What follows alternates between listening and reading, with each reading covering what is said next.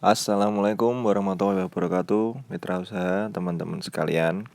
Pada video kali ini saya akan share sedikit tentang ilmu menanam pohon porang untuk kepentingan budidayanya. Kali ini kita ambil contoh penanaman bibit dari polybag sampai beberapa tips untuk menyehatkan pohon porang tersebut. Penanaman pohon porang ini dapat dilakukan dengan dua cara pembibitannya.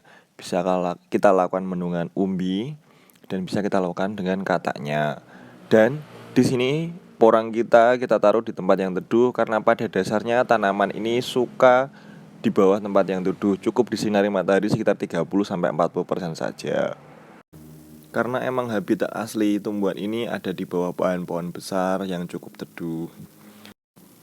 Pertama, yang kita lakukan ini adalah menyiapkan campuran tanahnya agar pH tanah sempurna di angka 6-7,5. Keasaman tanah juga sesuai dan tanah ini mengandung humus tinggi. Untuk tanah yang kita pakai kali ini kebetulan dia adalah bekas tumbuh pohon bambu yang kita anggap dia cukup berhumus tinggi. Kita beri dolomit agar keasamannya terjaga. Kita campur semuanya, baru kita taruh dia di polybag atau kita langsung bisa campurkan di tanah yang akan kita tanami pohon porang kita.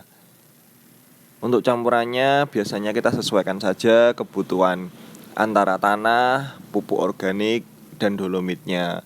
Sesuaikan juga dengan jumlah pohon porang yang kita tanam, karena tanah ini termasuk media yang sangat penting untuk pertumbuhan porang kita agar lebih subur lagi.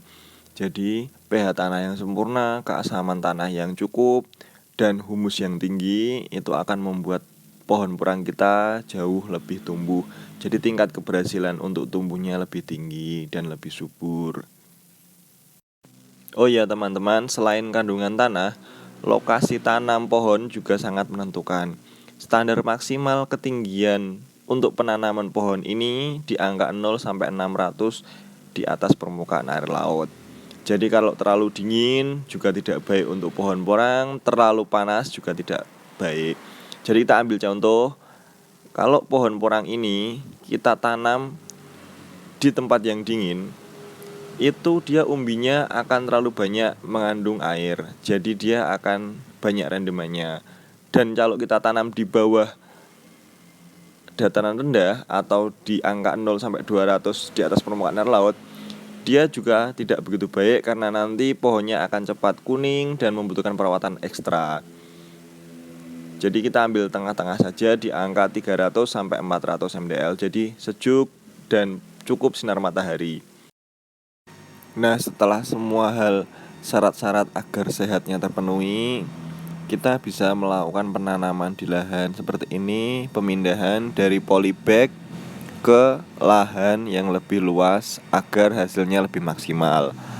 Kenapa kita lebih suka menanam awalannya bibit itu dari polybag? Karena pembibitan awal yang kita dapat dari katak dan umbi, bila kita kembangkan di dalam polybag itu tingkat keberhasilannya lebih tinggi sampai 95%.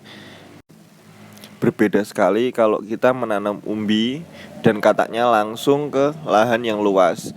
Pengawasannya lebih ribet dan kita tidak bisa tahu apakah dia bisa tumbuh dengan baik dan tidak. Sekian dulu teman-teman, terima kasih banyak.